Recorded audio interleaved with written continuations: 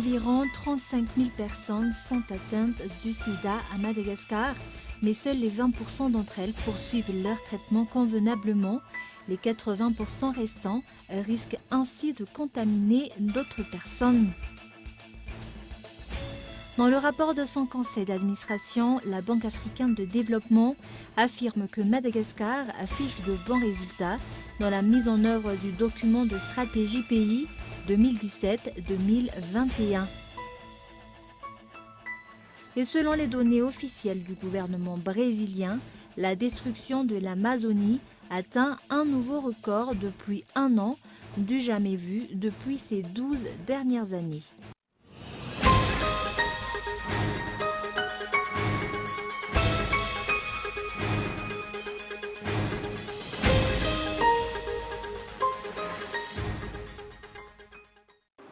Bonsoir à tous et bienvenue dans cette édition du journal en version française sur Cool TV.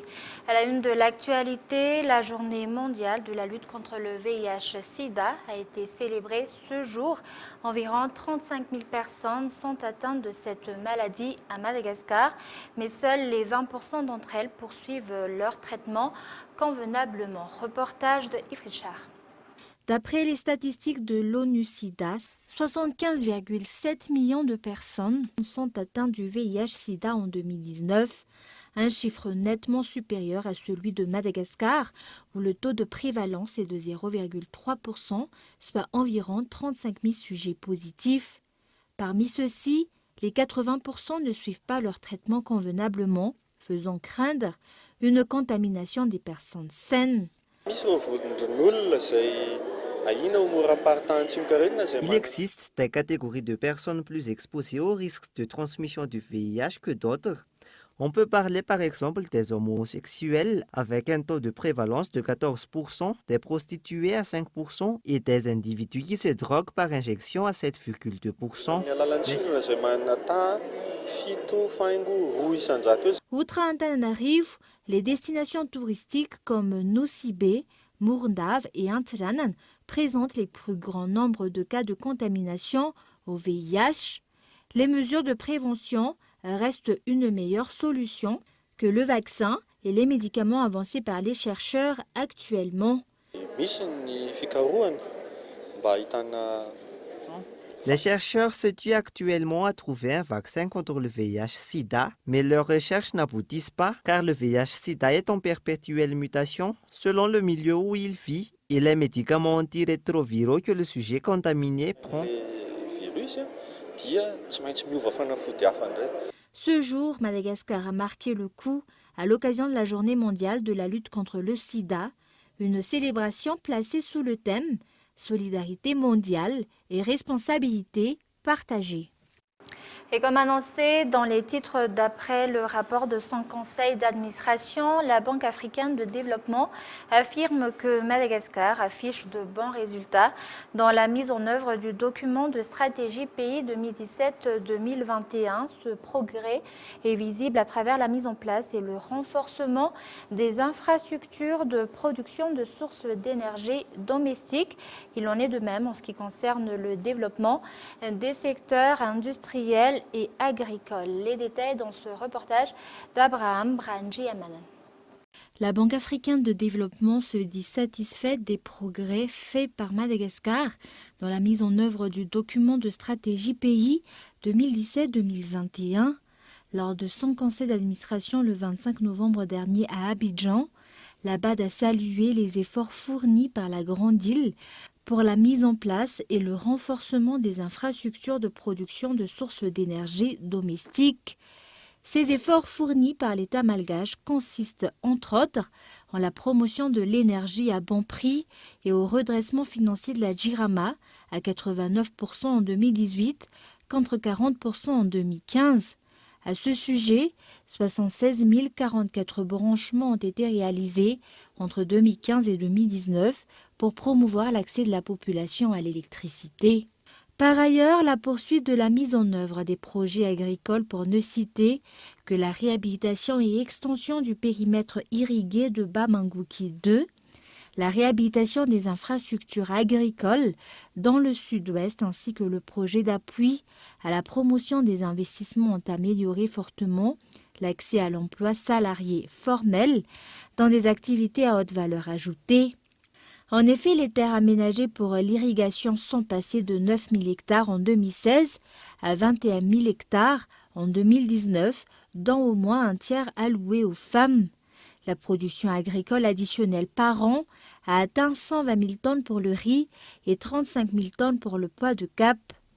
Les emplois créés dans le textile ont bondi de 80 000 en 2014 à 150 000 en 2019, dont 70% occupés par des femmes.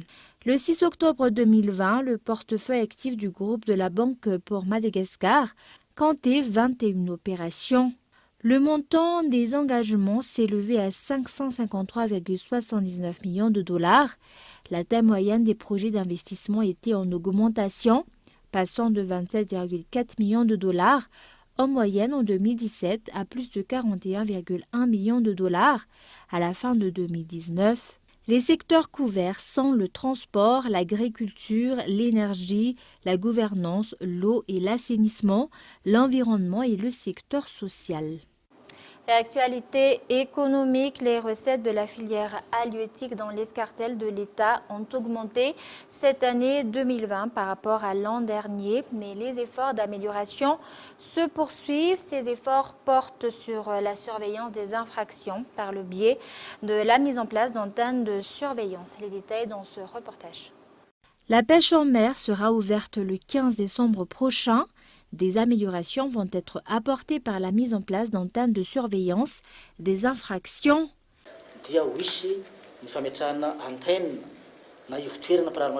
Nous prévoyons de mettre en place des antennes de surveillance de la pêche dans 5 régions à fort potentiel halieutique. En effet, des infractions sont constatées dans les régions en question en ce qui concerne le respect de la fermeture de la saison de la pêche. Parfois, les pêcheurs attrapent dans leur filet des produits dont la taille est inférieure au calibre minimal autorisé.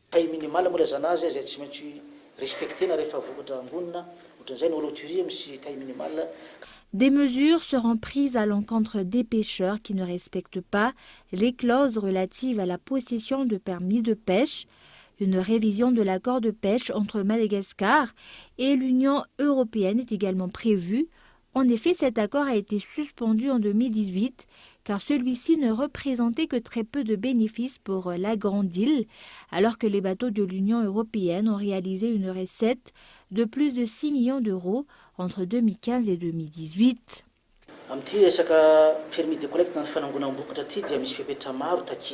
La délivrance du permis de collecte requiert plusieurs conditions, dont, entre autres, le respect de la fermeture de la saison de pêche.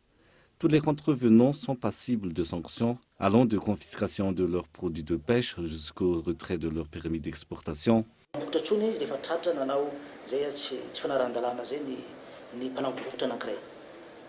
À ce sujet, les crabes constituent l'un des produits phares de la pêche malgache, mais à cause de la propagation de l'épidémie de coronavirus, la quantité exportée a régressé de 3 000 à 1 200 tonnes cette année.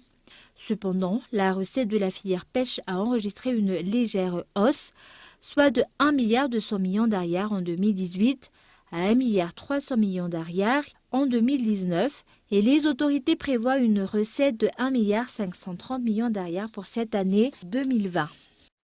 Et sur un tout autre sujet, plus de 65 000 points de feu ont été recensés à Madagascar en octobre dernier. Si ces points de feu sont en relative baisse par rapport au mois d'octobre de l'an dernier, ils ne doivent en aucun cas être minimisés, explique-t-on au niveau du ministère de l'Environnement qui déplore l'insuffisance d'implication des responsables dans la lutte contre les feux de brousse à Madagascar. Suivant les détails.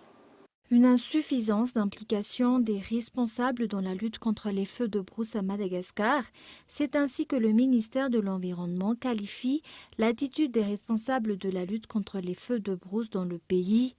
Une sensibilisation à la base sur les effets néfastes des feux de brousse est primordiale.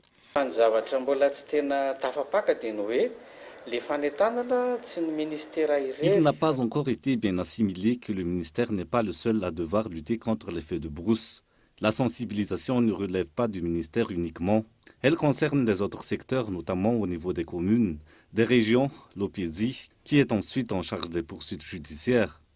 La sensibilisation est plus efficace si, à la base, la population peut voir que tous les responsables prennent leurs responsabilités au niveau de chaque département.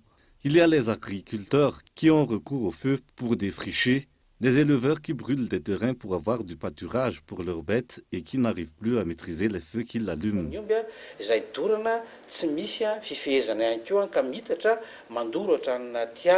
Selon les dernières données disponibles, plus de 65 000 points de feu ont été répertoriés dans les 22 régions du pays, dont plus de 19 000 en forêt et presque 46 000 en dehors des forêts. Les régions Menabe et Atsimouandjefan sont celles où on recense le plus de points de feu en forêt, soit plus de 4 900 points de feu dans chacune des deux régions et plus de 2 000 dans la Lodge à Mangourou. Comparé à la même période de l'année dernière où on a enregistré plus de 94 points de feu, ces points de feu ont relativement diminué.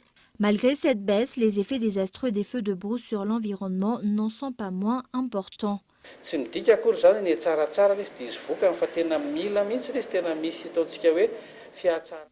ne veut pas dire que tout va bien parce qu'on a enregistré une baisse. Nous avons besoin d'améliorations notoires.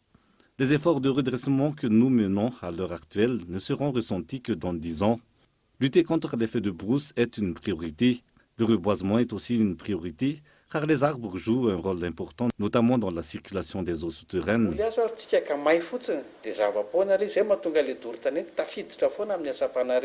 A rappeler que les auteurs de feux de brousse sont passibles de 5 à 10 ans de prison à Madagascar. Et avant de passer aux actualités internationales, les dispositifs de prévention ou de prise en charge des accidents de travail auprès des entreprises à Madagascar sont insuffisants. Plusieurs accidents surviennent fréquemment chez les employés dans les filières textiles et BTP. Aujourd'hui, l'OIT et le CTM ont tenu un atelier de présentation des risques d'accidents et laxisme dont les employés peuvent être victimes. Reportage de Yves Richard. Moins de 50% des entreprises à Madagascar prêtent attention à la prévention et à la prise en charge des accidents de travail. Les entreprises œuvrant les filières textiles et BTP sont les premières à être pointées du doigt. Aussi, les cas de non-respect des mesures sanitaires et de sécurité au travail ont augmenté durant la propagation du Covid-19. Sur 500 entreprises visitées par les éléments de l'inspection du travail, seule une dizaine disposent d'une structure de prévention ou de prise en charge des accidents de travail. Face à cette situation, partenariat avec l'OIT, la mise en œuvre du projet Fonds Vision Zéro sera renforcée. Nous travaillons depuis 2019 justement avec les organisations des travailleurs et des employeurs, avec le gouvernement, à travers la première phase du projet Vision Zéro, dans lequel, à travers les activités qui ont été menées, les travailleurs ont eu accès à de meilleures conditions de travail. Et en tant qu'organisation en charge de la promotion du travail décent et de la justice sociale, nous avons répondu favorablement. L'OIT, à travers son bureau pays d'Antananarivo, a répondu favorablement à l'appel de la CTM qui a voulu organiser une activité de renforcement des capacités des membres sur la sécurité et la santé au travail, notamment pour mieux faire face à la crise liée à la Covid-19. Un atelier organisé par l'OIT et le CTM se tient pendant 3 jours pour le renforcement des dispositifs de prévention ou de prise en charge des accidents de travail auprès des entreprises à Madagascar. Une trentaine d'employés issus des secteurs formels et informels ont été conviés à cet atelier. Et place maintenant aux actualités internationales. Alors que le sida a tué plus de 700 000 personnes dans le monde en 2019, le continent africain reste le plus touché. En Afrique du Sud, 5 millions de personnes sont séropositives, mais les progrès en matière de traitement, ils sont aussi très avancés. Reportage de France 24. En Afrique, les femmes ont 2 fois plus de chances d'être infectées par le virus du sida que les hommes. Dans ce centre universitaire de Johannesburg, on leur a peut-être trouvé un produit miracle. Cette chercheuse a mis au point une piqûre de cabotegravir, une substance qu'elle administre tous les 2 mois pour éviter la transmission du sida Plus de 3000 femmes ont été testées dans 7 pays d'Afrique. Les résultats sont spectaculaires. You know, kind of in my career, it's been one of the most impressive HIV prevention results I've seen for women. And I do think it has a significant potential to reduce or even eliminate HIV acquisition in women. Les scientifiques se concentrent sur les plus vulnérables, les femmes, mais aussi les enfants. We know that giving medicine to a child can be On challenging. produit désormais des granules au goût framboise, plus pratiques à avaler que les comprimés. Pour l'industrie pharmaceutique, il est bien plus difficile de soigner les enfants que les adultes. Technically, it's also difficult. You have to remember that a child that weighs 5 kilograms takes a totally different dosage to a child that is 7 kilograms or 10 kilograms. Les activistes sud-africains se battent depuis plus de 20 ans pour que les séropositifs soient soignés gratuitement. La transmission du sida mère-enfant est une bataille presque gagnée. Depuis la généralisation des traitements, seulement 1% des bébés sont contaminés par leur maman. Une victoire que l'on doit à des médecins comme Glenda Gray, pédiatre à l'hôpital de Soweto dans les années 90. We did this at the time when the government was denying that HIV caused AIDS. And so to work in that area and to work in that time was subversive. Grâce au progrès scientifique et à la volonté politique, le sida est presque devenu en Afrique du Sud une maladie comme une autre. Et l'invité Et selon les données officielles du gouvernement brésilien, la destruction de l'Amazonie atteint un nouveau record depuis un an, du jamais vu depuis ces 12 dernières années. Les écologistes brésiliens voient rouge et pointent du doigt la politique de Bolsonaro. Reportage de France 24. Triste record. 11 088 km² de forêt en Amazonie brésilienne ont disparu en un an. C'est presque la superficie d'un pays comme le Qatar ou le Monténégro. Et c'est le niveau de déforestation le plus haut en Amazonie brésilienne depuis 12 ans. Comparé à l'année dernière, la déforestation a augmenté de 9,6%. Pourtant, le gouvernement brésilien relativise. Les estimations que l'on avait étaient encore pires que ce résultat. Nous estimions que nous aurions une augmentation de 20% comparée à l'année dernière. Mais 9,6% n'est pas un chiffre à célébrer. En 2019, l'année où Jair Bolsonaro est arrivé au pouvoir, la déforestation en Amazonie brésilienne avait bondi de 34% par rapport à l'année précédente. Quelques mois après sa prise de fonction, Jair Bolsonaro a limogé le directeur de l'agence de recherche spatiale brésilienne, celle-là même chargée de mesurer la déforestation grâce à ses satellites. Le président brésilien considère la déforestation comme une nécessité pour le développement économique et les critiques concernant sa politique environnementale comme des complots venus de la gauche ou de l'étranger, comme il l'a répété à l'occasion du dernier G20 fin novembre. Pendant sa campagne, Joe Biden avait menacé le Brésil de sanctions économiques en cas d'inaction face à la déforestation. Ce lundi, le vice-président brésilien s'est dit confiant dans l'établissement d'un dialogue sans problème majeur avec Joe Biden concernant la déforestation au Brésil. Et avant de se quitter, un rappel des grands points de ce journal. Environ 35 000 personnes sont atteintes du sida à Madagascar, mais seuls les 20% d'entre elles poursuivent leur traitement convenablement et les 80% restants risquent ainsi de contaminer d'autres personnes. Et d'après le rapport de son conseil d'administration, la Banque africaine de développement affirme que Madagascar affiche de bons résultats dans la mise en œuvre du document de stratégie pays 2017-2021. Et selon les données officielles du gouvernement brésilien, la destruction de l'Amazonie atteint un nouveau record depuis un an, du jamais vu depuis ces 12 dernières années. Et voilà, c'est la fin de cette édition. Merci de l'avoir suivi. Je vous donne rendez-vous demain à la même heure. Au revoir.